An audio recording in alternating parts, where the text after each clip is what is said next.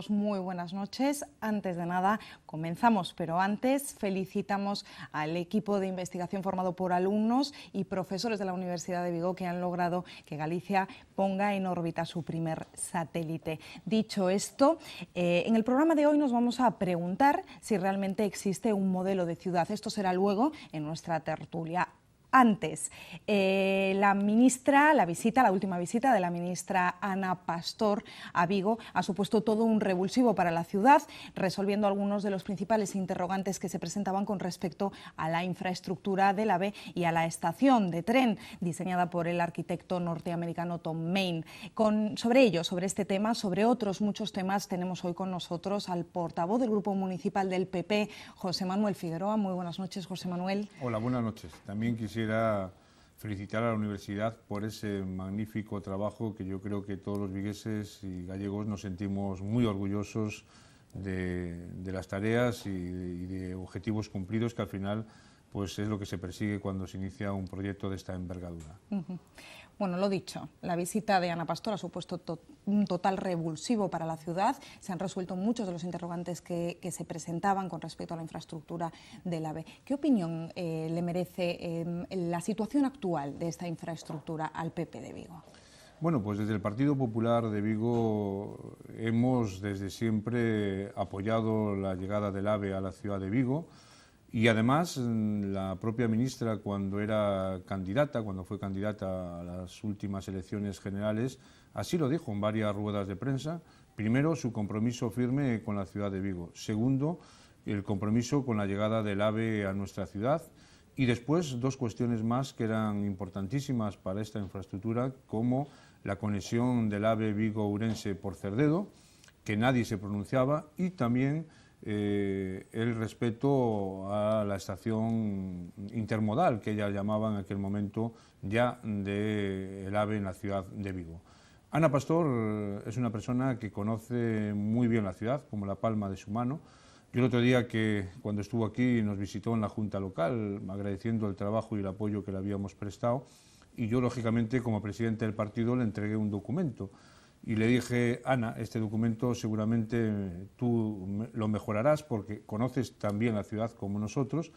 Y bueno, ella ese día demostró pues ese compromiso con la ciudad. Primero, reforzando la idea del AVE por Cerdedo, y en segundo lugar diciendo que a pesar de las dificultades que tiene la estación de Tom Mayne, el diseño, y que no es viable ni técnica ni económicamente, pues ella está dispuesta con los técnicos y con el equipo de Tom Mayne a estudiarla, a reformarla, a mejorarla y a que sea viable tanto técnica como económicamente. Pues por lo tanto, yo creo que los vigueses tendremos que sentirnos muy satisfechos del trabajo y del compromiso de Ana Pastor. Ana Pastor, para la ciudad de Vigo, viene a resolver los problemas generados por el Partido Socialista, que los dejó en el aire, y que en cualquier caso, bueno, yo creo que el tiempo está demostrando que todos esos compromisos que adquirió los está cumpliendo, y no solo esto, sino que dijo hace 10 días que iba a licitar 4 tramos del AVE y están licitados esos tramos. Por lo tanto, ahí voy, y llama un poco la atención que en tan poco tiempo haya sido capaz de hacer lo que no han sido otros en muchos años. Han tenido muchos años de gobierno, me estoy refiriendo al anterior gobierno, para poner en marcha todas estas infraestructuras, y llama la atención este poco tiempo en el que la ministra ya está dando plazos, no ha dado aún, bueno, está dando presupuestos, aún no ha dado plazos, realmente supongo que porque acaba de llegar y bueno, se están poniendo todas las cartas sobre la mesa, ¿no? Y viendo un poco cómo funcionar.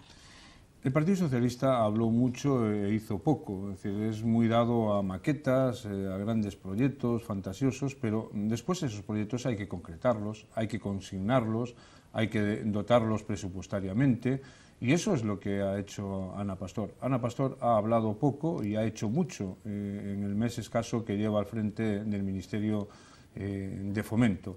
Y eso, bueno, pues eso yo creo que los ciudadanos y desde luego nosotros desde el Partido Popular de Vigo lo vemos como muy positivo. Una ministra que está estudiando los temas, que nos dijo claramente que había 6.000 millones de euros licitados y que solo se habían pagado 500, que había que buscar el resto. Ella decía siempre, y nos lo dice en privado a nosotros, que las infraestructuras hay que prometerlas, hay que hacerlas, hay que proyectarlas, pero hay que pagarlas cuando se hacen, porque si no, lógicamente... Recuerdo una frase suya que era: hasta que no está publicado en el BOE son solo palabras, ¿no? Exactamente, es decir, ella así lo dice, así lo ha hecho durante la campaña electoral y desde luego nosotros creo que la ciudad de Vigo tenemos una oportunidad histórica de tener en el gobierno de España al presidente del gobierno, que yo lo dije en campaña electoral y lo sigo manteniendo, que conoce perfectamente todos los barrios y parroquias de nuestra ciudad.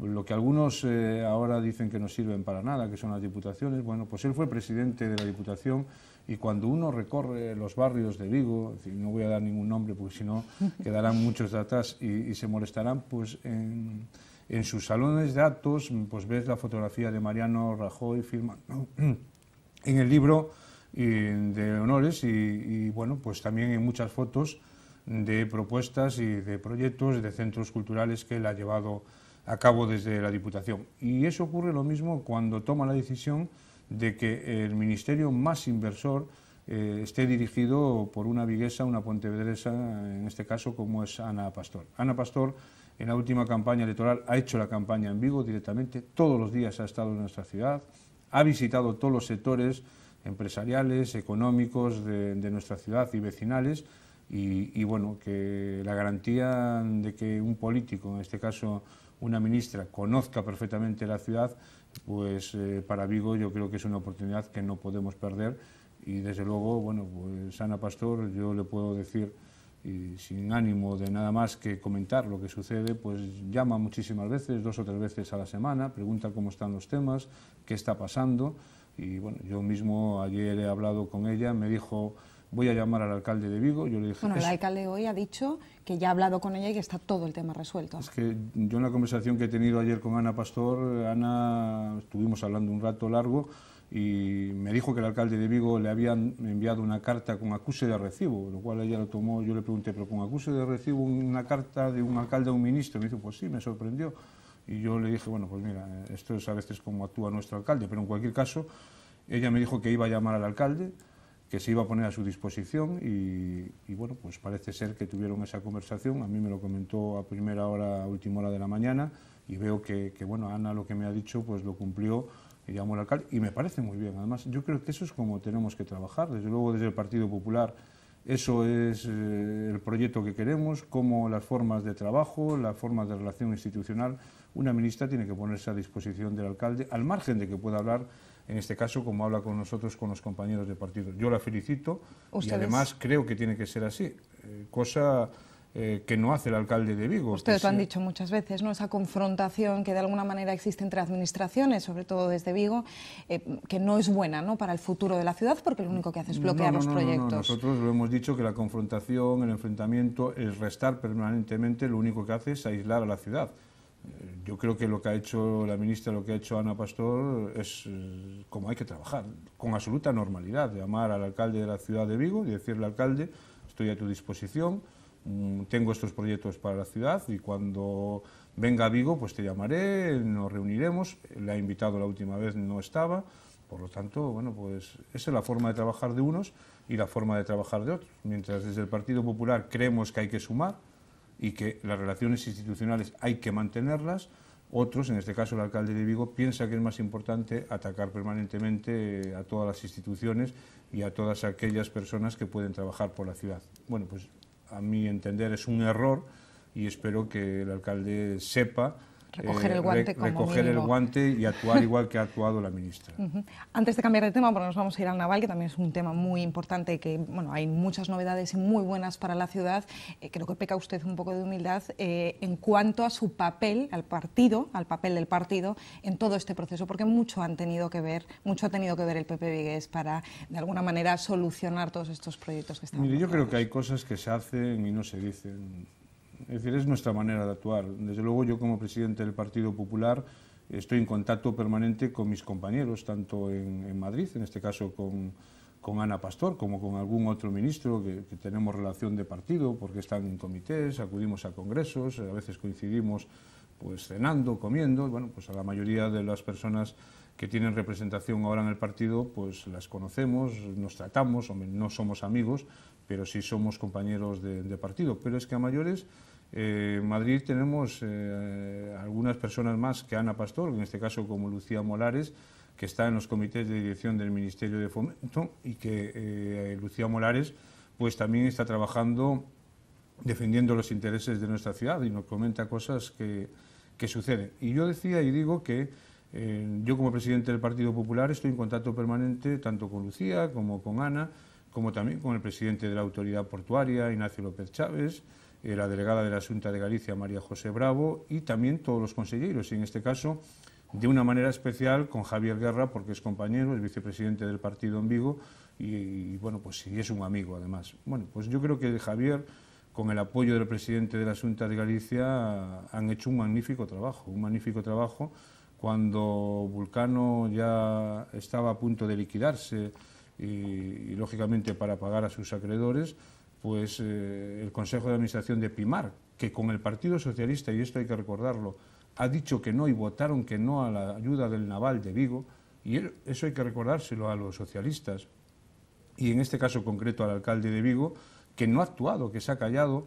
A mí me gustaría saber cuáles son las gestiones que ha realizado el alcalde de Vigo en la última etapa del gobierno socialista en Madrid y durante los últimos meses. Ha estado totalmente callado y no se ha pronunciado. Bueno, pues Javier Guerra, con la colaboración y la ayuda del presidente de la Xunta de Galicia, han conseguido que el Consejo de Pimar pues desbloquease las ayudas al Naval. Bueno, esto significa que 14 o 15.000 familias, porque no solo Vulcano, sino las empresas auxiliares, bueno, pues ahora sí se trabaja y se consiguen los contratos, que esperemos que también un compromiso del Gobierno de España, ahí tenemos otro escollo, en la que es el Unión tax Europea list. con el tax list, bueno, pues podamos mirar desde luego con cierta esperanza el futuro del naval de nuestra ciudad. Y yo creo que estas cosas hay que decirlas con nombres y apellidos, y aquí tiene nombres y apellidos, Alberto Núñez Feijóo y Javier Guerra. Y yo quiero decirle a todos los espectadores que Javier Guerra es un consejero vigués que ha nacido en Coruso, que ha formado parte de la Corporación de Vigo y, por cierto, que ha hecho una magnífica gestión al frente de la economía de la ciudad de Vigo. Pues yo creo que hoy, para mí, me siento muy orgulloso de tener compañeros así en el partido, que hagan el trabajo, que lo hagan de una manera silenciosa, prudente, porque Javier es como es decir, le gusta poco la foto y mucho la gestión, y bueno, y a otros, y en este caso me refiero a nuestro alcalde, le gusta mucho la foto y poco la gestión. Le gusta mucho la foto, pero sin embargo ha estado muy ausente, lo decía usted hace 5 minutos, ha estado muy ausente en todo este tema del naval, en todo este tema de Vulcano. Se limitó simplemente a convocar un Consejo Económico y Social en el Ayuntamiento, pero no se supo más allá de qué acciones estaba tomando el Gobierno municipal. No sé si las ha tomado o no, pero bueno, no han trascendido como poco. Es que no hubo ni un solo movimiento. Convocó una vez a los sindicatos, después dijo que iba a hacer una gestión con sus compañeros de partido en Madrid, del Partido Socialista, y estas gestiones no llegaron nunca. Bueno, pues yo creo que hay que poner a cada uno en su sitio, y desde luego yo como presidente del Partido Popular de Vigo me siento muy orgulloso del trabajo que estamos haciendo, que está haciendo el partido, que nosotros evidentemente, y lo decía, estamos intentando gestionar e intermediar con nuestros compañeros y presionar también. Hay momentos que hay que presionar, que hay que decirles, oye, que este tema lo llevamos con lentitud, vamos a intentar resolverlo.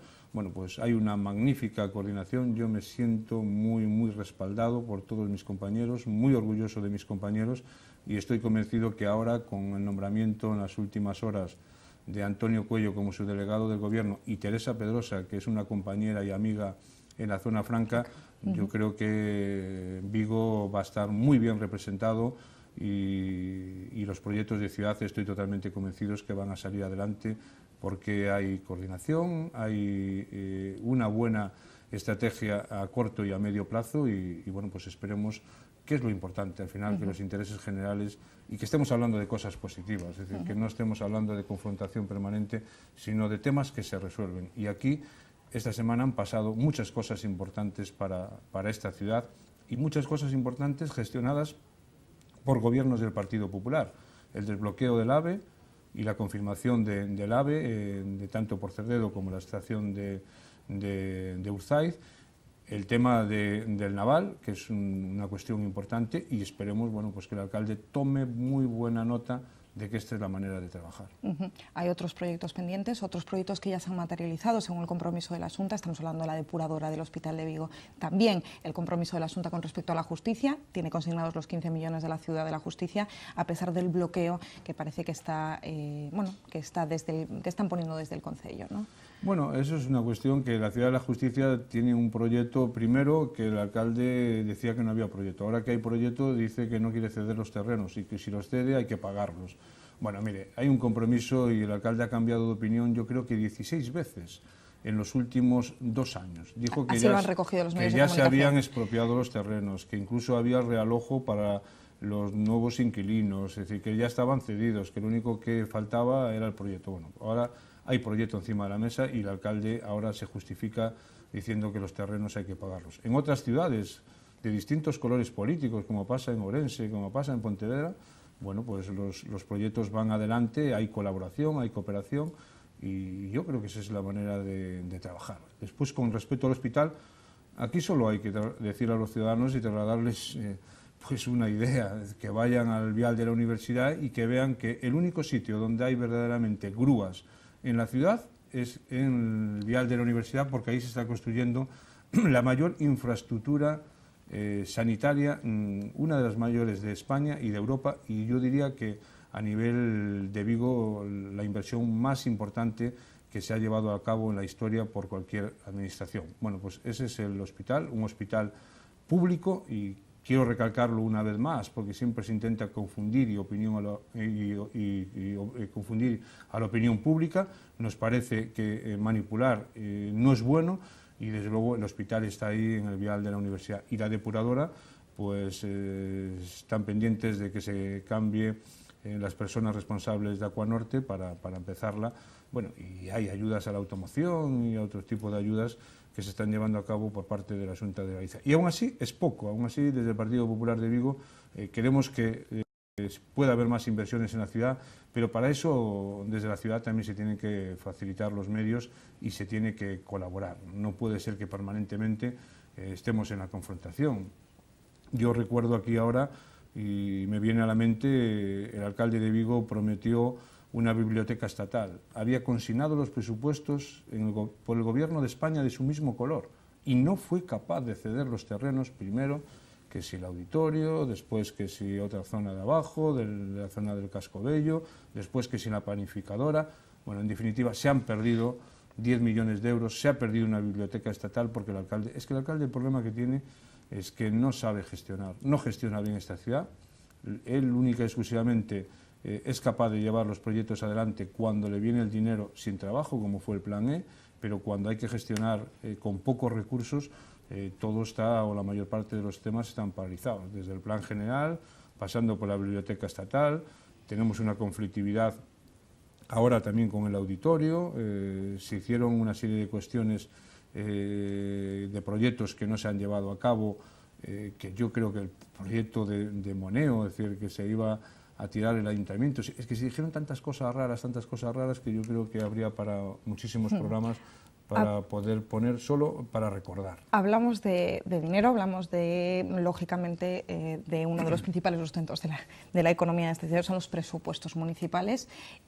Muy brevemente, porque nos queda mucho tiempo, sí le rogaría que me hiciera una valoración. ¿Confía en que realmente se llegue a un acuerdo entre el PSOE y el BNG para aprobar estos presupuestos? Y en todo caso, ¿cómo valora estos presupuestos? Bueno, yo creo que son presupuestos que no se ajustan a lo que demanda la ciudad de Vigo. Vigo tiene 33.000 parados y a nosotros nos parece que una de las prioridades de las políticas tenían que ser políticas activas de empleo. Y aquí no se reflejan, es decir, 1 millón de euros para una ciudad como Vigo cuando hay un ayuntamiento como el de Porriño que ha destinado casi 4 millones de euros. Después se han reducido las partidas en temas sociales, en educación, en sanidad. Y a nosotros nos parece que no puede ser todos los ETAs y humanizaciones. Nosotros también hemos humanizado, y prueba de ello es que las primeras calles que se han llevado a cabo en Vigo de humanizaciones han sido por gobierno del Partido Popular, pero ahora mismo no procede, hay que priorizar en otras cuestiones. Es decir, el alcalde nos prometió 47 guarderías, no se ha construido ni una sola guardería, nos prometió 6.000 viviendas protegidas y no hay viviendas protegidas, es decir, las familias lo están pasando mal y tienen problemas para adquirir una vivienda. En definitiva, yo creo que estos presupuestos no se ajustan a lo que necesita esta ciudad. Son presupuestos que carecen de políticas activas de empleo, de cuestiones importantes destinadas a temas sociales, de educación y sanidad, y en cualquier caso, pues podríamos entrar en cuestiones más puntuales, pero ya veo que hay poquito tiempo. Desde luego, nosotros vamos a seguir estudiándolos, vamos a intentar hacer alguna propuesta alternativa. Y no sé lo que pasará, nosotros respetamos, por supuesto, cualquier decisión de los demás grupos políticos, en este caso del BNG, pero yo creo que lo van a tener difícil como no mejoren o cambien los presupuestos por lo que han dicho públicamente. Bueno, pues como hemos tenido muy poco tiempo para hablar de este tema, que considero que es muy importante, sí que le invitamos para otro futuro programa, cuando usted quiera puede venir y pues profundizaremos más sobre este tema. No nos queda más tiempo, nos tenemos que ir. Muchísimas gracias por habernos acompañado esta noche, José Manuel. Gracias a ustedes. Y a ustedes nos despedimos, nos despedimos de José Manuel, pero nos vamos hasta Beade. Hoy hay algunos vecinos de esa zona que tienen algunas reclamaciones que hacer al concello. Después publicidad y volvemos enseguida ya con nuestra tertulia.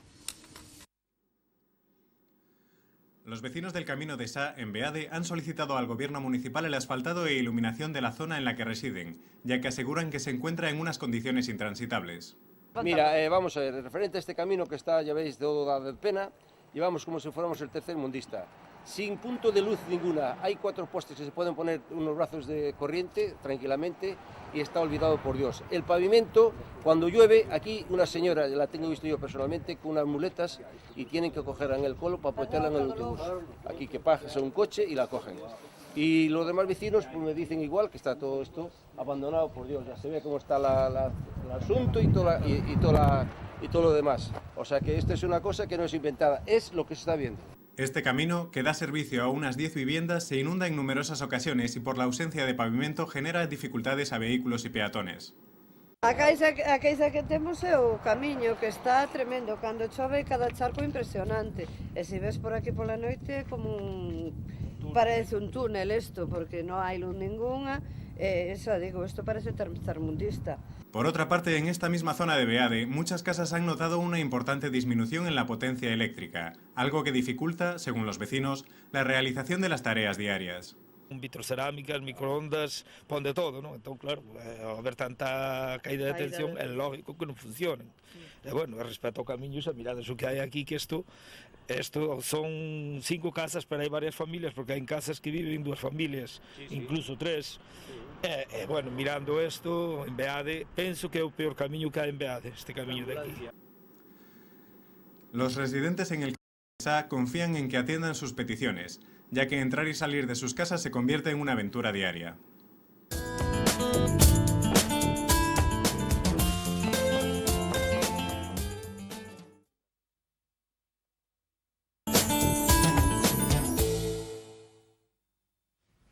Ya estamos de vuelta, lo hago acompañada de Rubén López, empresario, Miguel Font, urbanista, y Jorge González Gurriarán, catedrático de Economía. Muy buenas noches a todos, a los tres.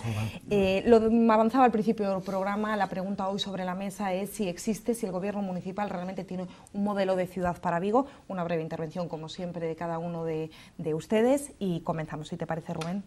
Bueno, realmente en este momento, cualquiera que pueda ver la realidad que tenemos encima de la mesa como ciudad, diría que en este momento carecemos completamente, y sobre todo lo que carecemos es, como ciudadanos y como empresarios, de un horizonte, algo que ver, una meta a la que llegar, ¿no? En este momento se está yendo en muchos de los temas que afectan directamente a lo que es el funcionamiento normal de una ciudad, a salto de mata, a día, carente totalmente de una estrategia planificada, y estamos viviendo un poquito pues, de remanentes de lo que la propia ciudad en sí mismo genera. Bueno, no hay que olvidar que somos una ciudad en eso muy pionera, con una capacidad de movimiento importante, pero la realidad que podemos ver todos los días, uno tras otro, en los medios de comunicación, pero sobre todo la que palpamos en la calle, es que realmente pues, carecemos de modelo, y yo creo que en este momento pues, tendríamos que acelerar lo más posible, con lo cual realmente, no sé si está en manos solamente de nuestro ayuntamiento o está en manos de todos intentar aportar soluciones, pero la realidad es que tenemos que trazar un camino y trazarlo rápido. Jorge. Bueno, si se entiende por modelo de ciudad saber hacia dónde queremos ir, qué capacidades y recursos podemos utilizar, qué condicionamientos nos depara el futuro y el presente, qué escenarios podemos plantear, etcétera. En Vigo ha habido planteamientos de modelo de ciudad. Ha habido un primer plan, bueno, no era un plan, era un diagnóstico allá en los años 90, que yo tuve la posibilidad de codirigirlo con Vázquez Barquero. Lo había encargado la Confederación de Empresarios y la Cámara de Comercio. Luego, en la etapa de Carlos Príncipe, se hizo el primer plan estratégico a partir de lo anterior, de lo que he citado, y luego, en la etapa de Lois Castrillo, se hizo el plan que realmente hoy estaría vigente, ¿no? Y yo diría que incluso de actualidad, que fue el Plan Vigo 2010, plan que abarcaba Vigo y su área funcional y que estaba con una serie de detalles que podemos hablar después, porque si hablo de futuro tengo que hablar de ese plan, y que realmente también tenía algo que indirectamente se ha referido Rubén. Un plan o un modelo de ciudad no lo hace ni un alcalde ni una corporación municipal. Un modelo de ciudad o un plan, para ser más concretos, lo hace la sociedad.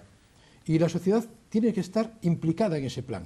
En general la gente hoy ya no cree en documentos, la gente no lee. Entonces lo que hay que hacer es algo muy participativo, en base pues, a un diagnóstico más o menos documental, pero luego hay que entrar en encuestas, entrevistas, reuniones. Yo me acuerdo que en concreto en ese plan se implicó a un total de 1.100 personas. 1.100 personas. Y yo siempre he dicho que el plan es lo que queda en la cabeza de las personas, y las personas actuarán de acuerdo con lo que hablaron. Lo que queda en el documento no lo va a volver a leer nadie. Ese plan murió y luego lo resucitó. Murió con Ventura Pérez Mariño, luego lo resucitó Corina Porro, precisamente cuando Rubén estuvo en la Fundación Pro Vigo, y que yo sepa, hoy no hay ni plan ni Fundación Pro Vigo. Efectivamente. Miguel.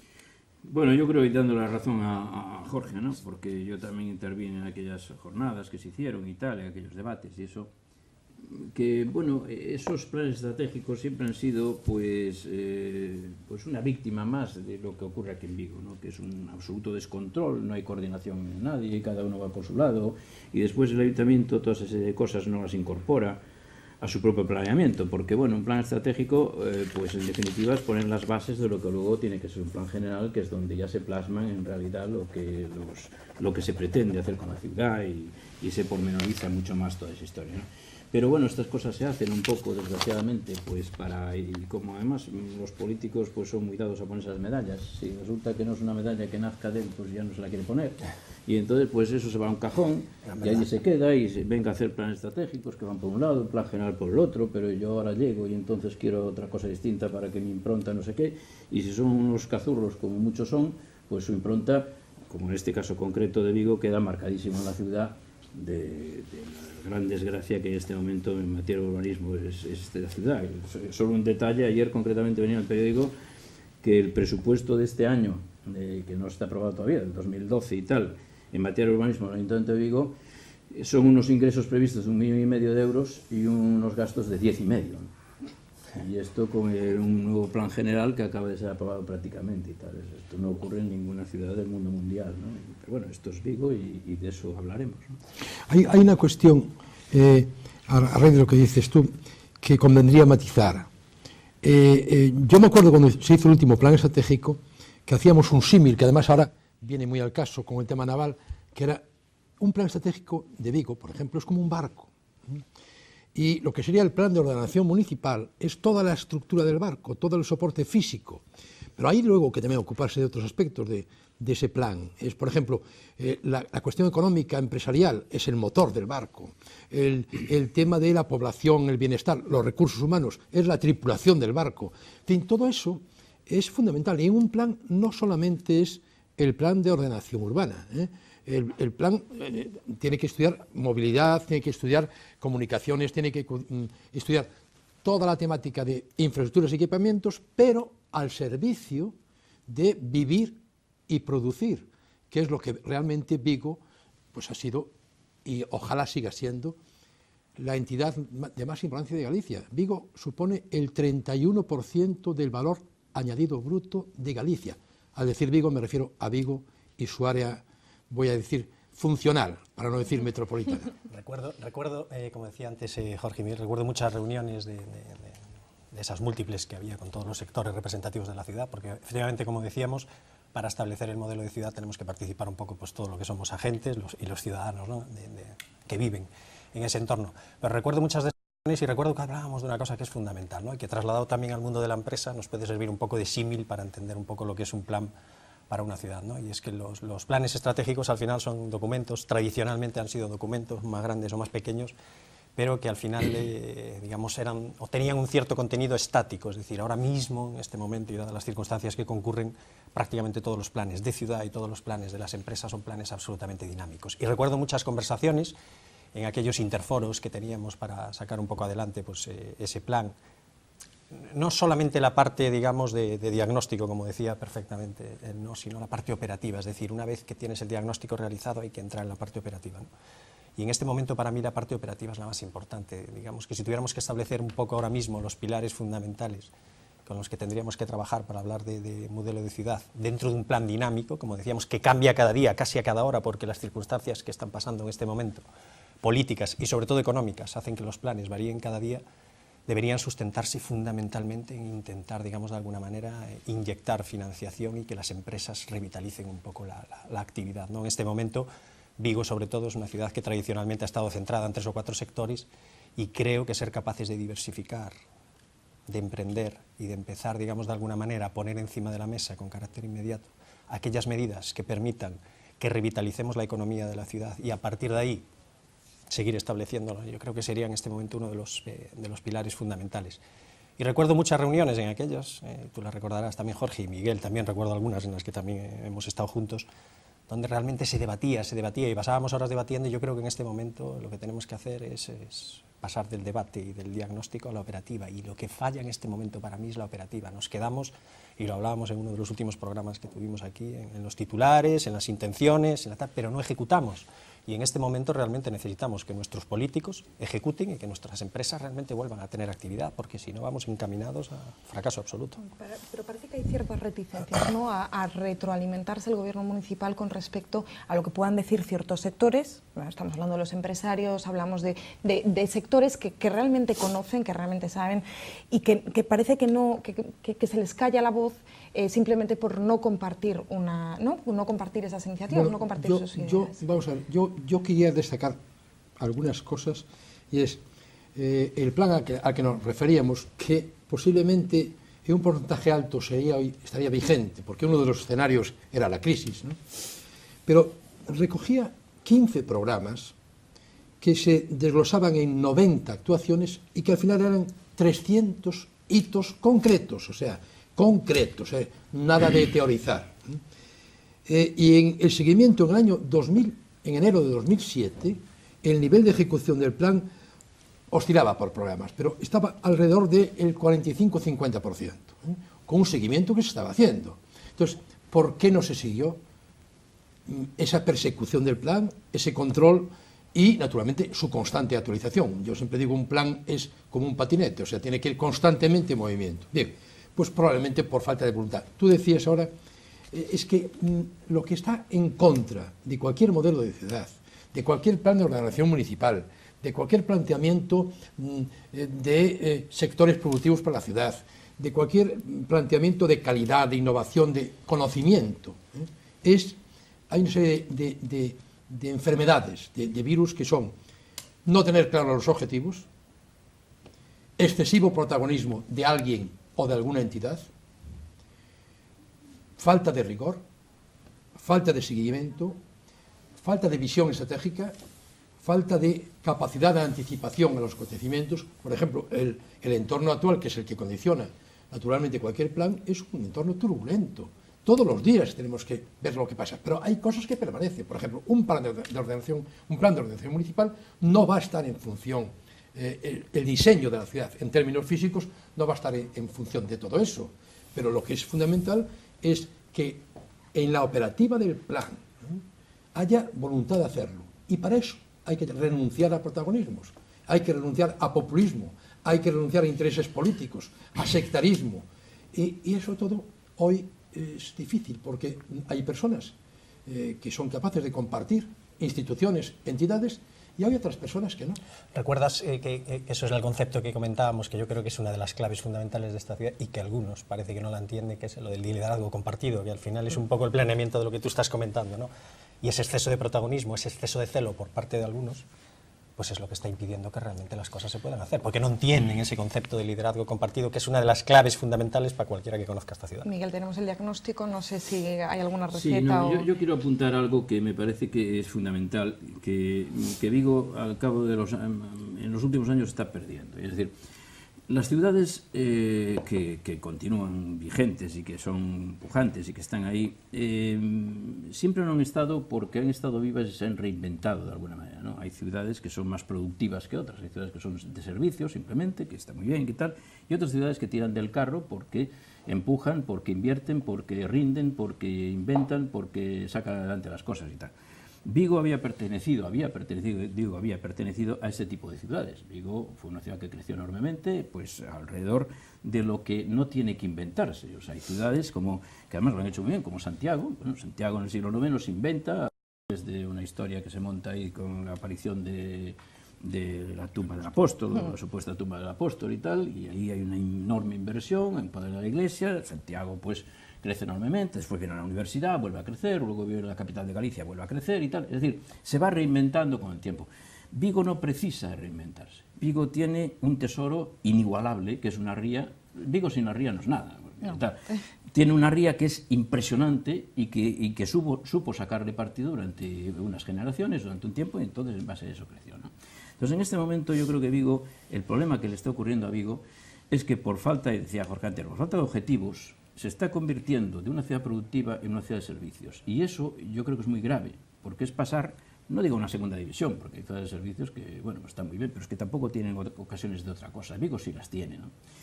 Entonces, claro, ese tipo de caída no tiene mucho sentido cuando sigues teniendo ahí la causa de tu progreso, ¿no? Y Vigo tiene esa ría extraordinaria que si supiéramos aprovecharla y si todos, lo que decía Rubén, de liderazgo compartido, todos fuéramos a una con las posibilidades de la ría, pues hoy Vigo sería otra cosa. Pero es que nos hemos encontrado que ya no este alcalde, sino anteriores corporaciones, y ya desde hace bastante tiempo, que parece que hay un enfrentamiento constante. Vigo y su ría, que es una cosa que no tiene, es como si alguien se estuviera clavando un puñal permanentemente. Y demás, esto, ¿qué sentido tiene, no? El ejemplo más evidente de lo que estoy diciendo es que estamos envenenando la ría, mejor dicho, está envenenada la ría, tenemos pendiente una macrodepuradora que está, no sé, ya cuántas veces se aprobó, etcétera, y está a un ritmo lentísimo.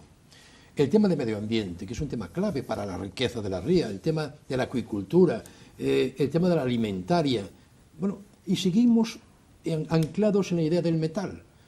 Efectivamente, el metal, por temas sindicales y por temas sociales, condiciona muchas cosas de Vigo, ¿no? Son 17.000 familias que viven, sí, ¿no? Bueno, habría que verlo, ¿no?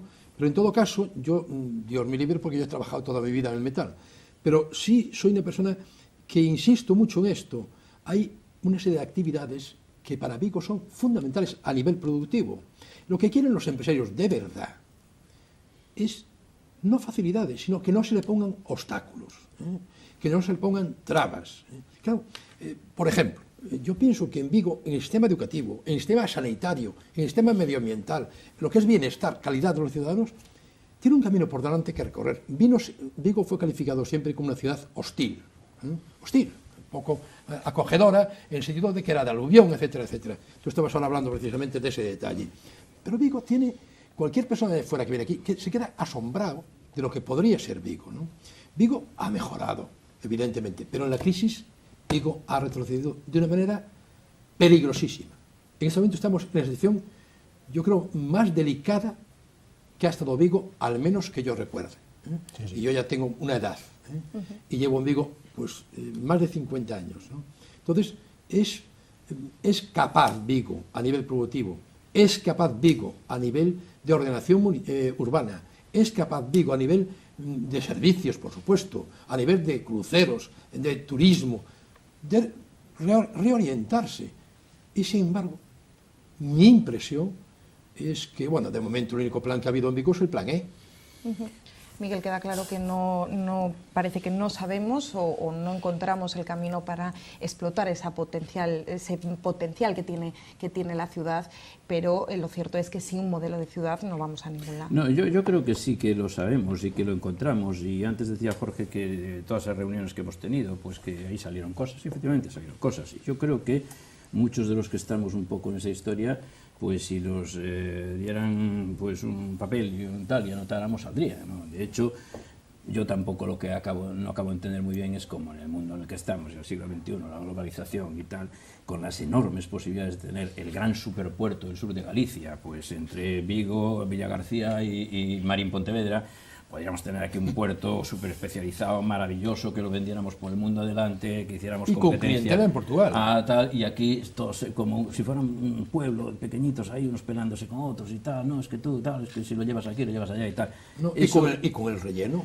Claro, pero son un relleno minúsculo, claro, mientras en el norte 2 puertos exteriores. Son mentalidades tan pequeñas, porque de hecho, pues oye, si tú tienes un superpuerto con 3 terminales y las especializas de alguna manera, pues puede ser mucho más competitivo. Y además tienes el puerto seco tal, y otro que se podría hacer en la península del Morrazo, porque tienes los puertos ahí y más de proximidad.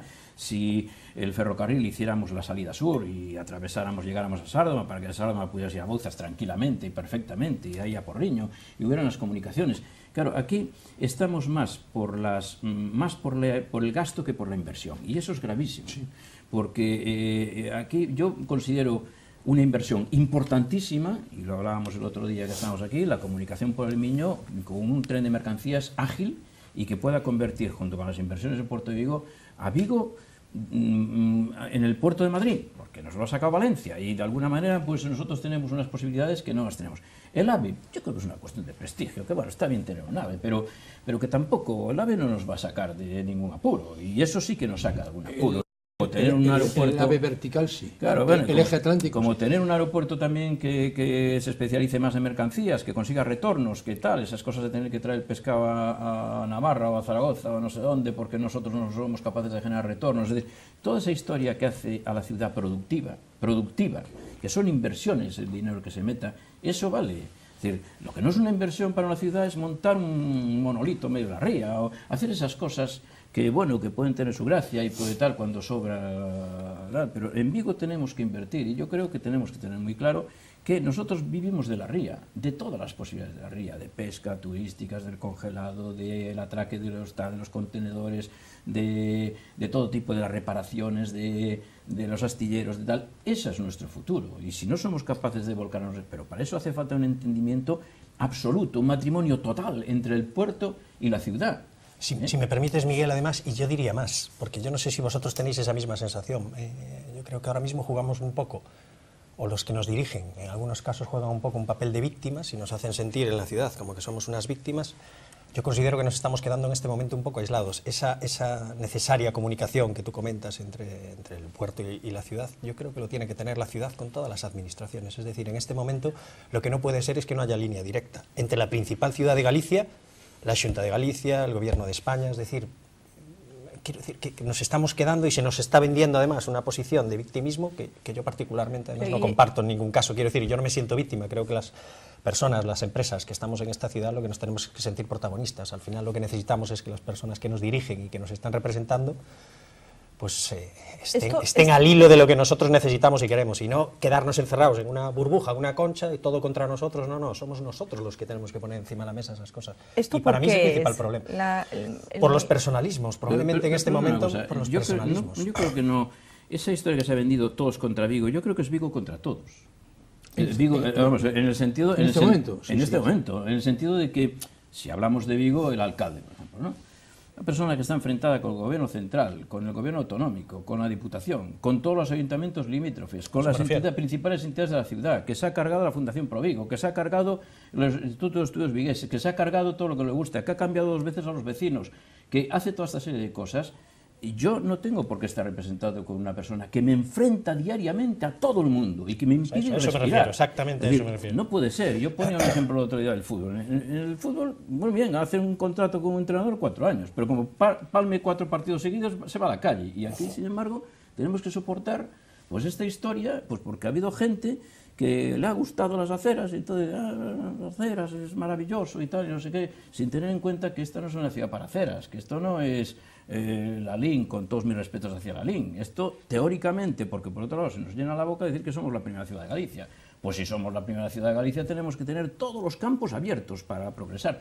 Todos, absolutamente todos, y llevarse bien con todo el mundo. A este respecto, La Coruña nos está tomando la delantera. Ya la primera ciudad de Coruña, Galicia creo que es una posición que ya hemos perdido. Sí, pero lo ha hecho La Coruña. La Coruña precisamente siempre ha perdido en ese terreno. Luego, en cuanto a temas de valor añadido bruto, de lo que se aporta, nos puede hablar Jorge, yo creo que más profundidad, pero La Coruña precisamente ha sido una ciudad que siempre en ese camino ha tendido puentes. El anterior alcalde y el actual realmente... Bueno, Paco Vázquez y lo que es Carlos Negreira ahora mismo son personas que han entendido que tienen que tener una relación absoluta con todo el mundo realmente, y eso al final ha beneficiado a su ciudad y ha beneficiado a sus ciudadanos y a sus empresas. Y yo creo que en este momento, vuelvo a insistir, nosotros hemos generado una falsa, efectivamente, una falsa sensación de aislacionismo que no se corresponde con la realidad. Pero que nosotros tenemos. un inciso nada más. Hace unos años, y lo recordaréis, hubo una encuesta en Vigo, un periódico de Vigo, hizo una encuesta sobre qué alcalde quisieran para sí los vigueses. Y salió Paco Vázquez, de La Coruña. ¿Sabes Paco Vázquez? Claro, Paco Vázquez, ¿qué hacía? Paco Vázquez tiene un problema y encarga a la gente de su ayuntamiento, le encarga 3 proyectos sobre aquel problema. Y se iba con esos 3 proyectos a la Xunta a hablar con Fraga, de otro partido. Y le decía, aquí tiene usted mis 3 soluciones. No tenía más que escoger. Sí. ¿Qué ha hecho Vigo durante años? Ya, no ahora ya ni se presenta allí. Ahora insulta desde la prensa y ya está, como si eso fuera bueno para nosotros y entonces no, Vigo lo que ha hecho durante muchos años es lo contrario. Vigo llega allí, no lleva ningún proyecto y lleva la queja y el problema. Mira, que tenemos un problema enorme y tal, porque no tenemos no sé qué, no tenemos la depuradora, pero ustedes qué depuradora quieren hacer. No sé, eso es cosa suya, no tenemos depuradora y la gente se queja y no sé. O sea, lleva el problema y ninguna solución. Lo que está pasando con la ciudad de la justicia, el hospital. Usted está aquí está aquí para lo otro, para llevar soluciones y no para llevar los problemas. En ese sentido, no hay cosa peor que la confrontación permanente. Eso es un enorme error. Yo creo que... Ya estoy cansado de hablar del tema de nuestro alcalde, pero cada ciudad tiene el alcalde que se merece, o sea, no nos engañemos. O sea que en Vigo lo que falla es un sentido identitario con Vigo, un sentido de sentirse Vigo, bueno, que viene de atrás. Y lo malo es que sitúes al frente de una ciudad con esas complicaciones, pues una persona sin una clara idea de lo que es una ciudad y lo que tiene que ser una ciudad. Yo creo que Vigo hay que verlo en un papel enormemente importante, en una visión de red. Vigo era y puede ser perfectamente un núcleo del cual hay un desarrollo hacia Pontevedra, Salnés, Santiago y Compostela, que es uno de los grandes ejes de desarrollo de Vigo. Yo siempre he dicho que el suelo en Ourense, que es el otro eje, Vigo para adelante, Ourense, y el otro eje Vigo-Porto, ¿no? Bueno, Vigo tiene unas enormes potencialidades a nivel, sobre todo, de iniciativas productivas, etc. Lo que ocurre es que la falta de visión y la falta de todos, la sociedad, de implicación, la falta de visión de interés general, por encima de partidos, por encima de protagonismo, como decía antes, nos ha llevado a una situación de, lo decías tú muy bien, de Vigo contra todos. Eso es un disparate enorme. A mí me hace gracia, ¿por qué en Coruña están haciendo un puerto exterior que técnicamente no comparto, teniendo un puerto exterior en Ferrol? Yo me parece muy bien el puerto exterior de Ferrol y yo hubiera hecho un cambio radical para que el suelo empresarial de Coruña fuese en Ferrol. Pero aquí no estamos ahora para hablar de La Coruña. Pero sí, mientras hacían todo eso y el puerto exterior nació de una improvisación de Paco Vázquez, sacando su proyecto, aprovechando un consejo de ministros de Aznar. Y a ver, por ahí van. Ahora les cuesta Dios y ayuda hacer ese puerto, que va a estar operativo solo 8 meses al año. Mientras tanto, en todos estos años, en Vigo, el gran problema portuario era el relleno de Areal y un mini relleno de Bouzas. Rellenos que yo estoy efectivamente en contra de que continúen. Pero en Vigo no sé si lo he dicho aquí alguna vez, en Vigo, el puerto económico de Vigo es incompatible con la fachada de Vigo al mar. Es incompatible. O sea, Vigo tendrá que tener un puerto económico, un puerto pesquero. El puerto económico no va a estar donde está ahora, y tendremos un puerto turístico, ¿no? Bueno, Vigo está ligado al mar. Se habla a veces de la marca Vigo y hablar del futuro de Vigo. Todo el mundo asocia a Vigo, pues el puente de Rande, la ría. No hay otra cosa, porque no vayamos a hablar de las cuestas de Vigo, ni tampoco de la limpieza de Vigo, aunque dicen que nos dieron la escoba de plata, no sé qué hicieron. Bueno, en este contexto, Jorge, me vas a permitir que podemos hablar también de los ETAs. Parece que la prioridad de nuestro gobierno municipal pues es humanizar calles. No sé qué opinan sobre este tema. Bueno, yo creo que en una ciudad, la prioridad en una ciudad, camino de los 35.000 desempleados, tiene que ser única y exclusivamente generar actividad y generar empleo. Quiero decir, no puede haber otra prioridad. Yo creo que lo que antes fue el plan E, que fue un plan para todos, no lo olvidemos, y pagado por todos al final, no fue que aquí alguien se inventase una humanización y que se hiciese una humanización en Vigo y no se hiciese en el resto del territorio nacional, porque, si no me equivoco, realmente fue un reparto proporcional en función de los habitantes, ¿no?, con el dinero de todos, con lo cual yo creo que, en caso de que hubiese que ponerle el mérito a alguien, no es mérito de ningún alcalde, sino que fue un reparto que se hizo para todos. Pero en este momento la prioridad tiene que ser empleo, 35.000 desempleados casi en esta ciudad.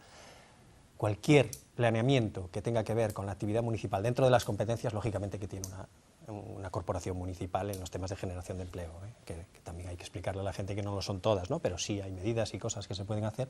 La prioridad tiene que ser esa. La prioridad tiene que ser agilizar permisos para que alguien pueda montar un negocio a la mayor celeridad. Hay otra cosa en cuanto a las humanizaciones, es que además es mentira las humanizaciones. Claro, no, esto no son humanizaciones. Efectivamente. Una humanización, que es un concepto Zonas tal, verdes, no tiene que ver con esto. O sea, ahora, por ejemplo, se están haciendo nuevas ciudades en China, se están haciendo cantidad de nuevas ciudades de 3 millones de habitantes, 2 millones de habitantes, nacen como si fueran setas y tal, y se están haciendo con humanizaciones. Es decir, se está poniendo en valor una cosa que bueno, cada vez se está poniendo más en valor y que antes no se hacía, que son los subsuelos de las ciudades, ¿no?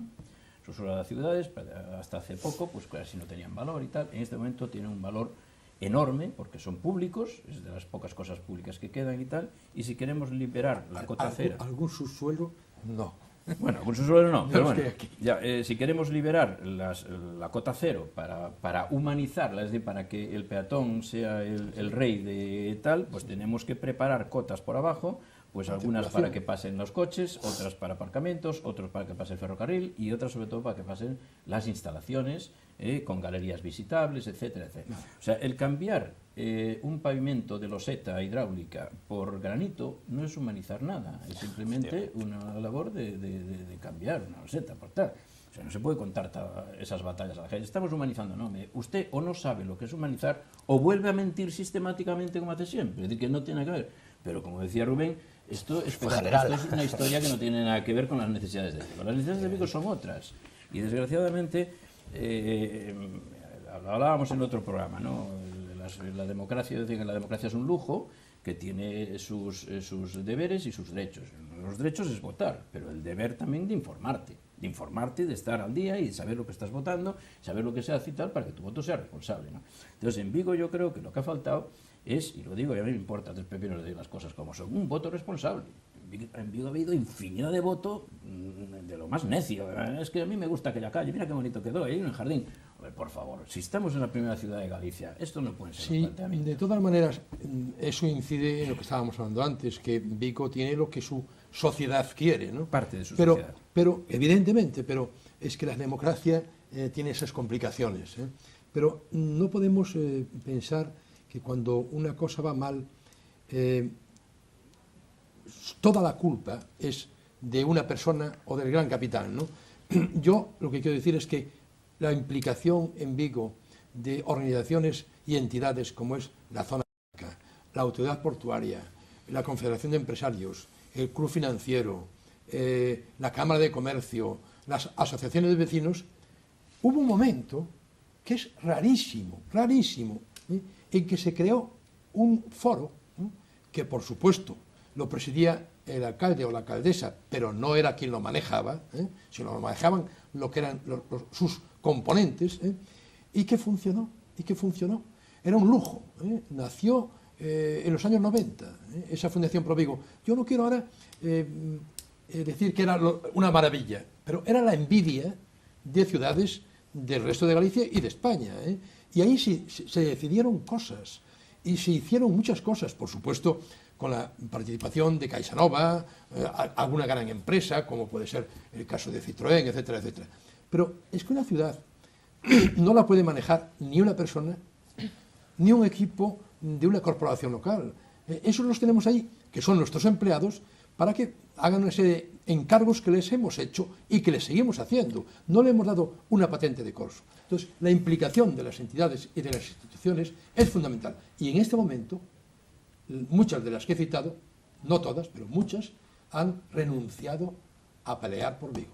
Jorge, tan es así lo que estás diciendo y tan verdad es que sin decir con el nombre de una importante ciudad del norte de España, me ha pedido que le prepare unos estatutos para crear una institución de ese tipo, precisamente porque creen en la importancia y en la relevancia que puede tener para el funcionamiento de la ciudad. Pero bueno, independientemente de eso, que es así, y estoy 100% de acuerdo, la prioridad en este momento tiene que ser que 35.000 personas que están en situación de desempleo y muchísimos empresarios que las estamos pasando complicadas, que realmente encontremos solución para eso. Y esa debe ser la única prioridad, para mí es la única. Lo que dice Jorge, la Fundación Provigo.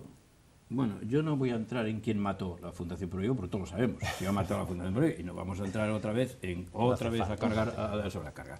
Pero hace unos años, tú recordarás que Citroën y la Xunta organizaron unas conferencias, vino Kenichi Omae, un personaje importantísimo y tal, que analizó durante unos días el potencial de Galicia en este mundo global y no sé qué, ¿no? Y bueno, él dijo que prácticamente aquí había dos carros que podían tirar un poquito del asunto que era Zara en La Coruña, o en el norte, y Citroën aquí, ¿no?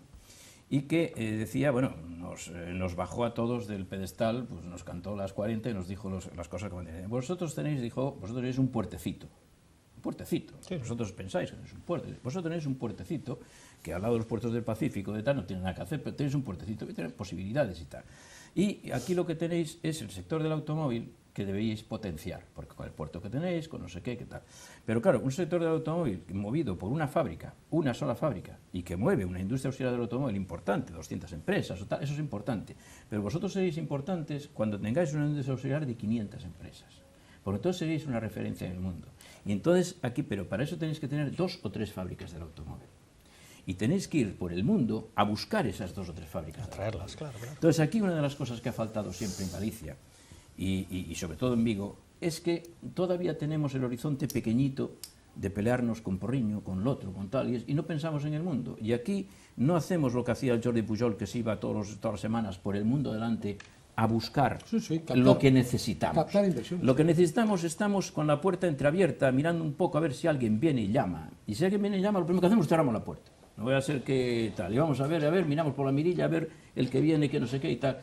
Aquí hay que abrir la puerta, hay que salir al mundo, hay que vender la ciudad y hay que atraer aquí a quienes de alguna manera nos pueden poner las pilas y podemos poner a andar. Y si de alguna manera el sector del automóvil es el sector que tiene que tirar, apoyado en la RIA, apoyado en una serie de cosas y tal, pues vayamos al mundo. Es toda la Mitsubishi que se ha perdido.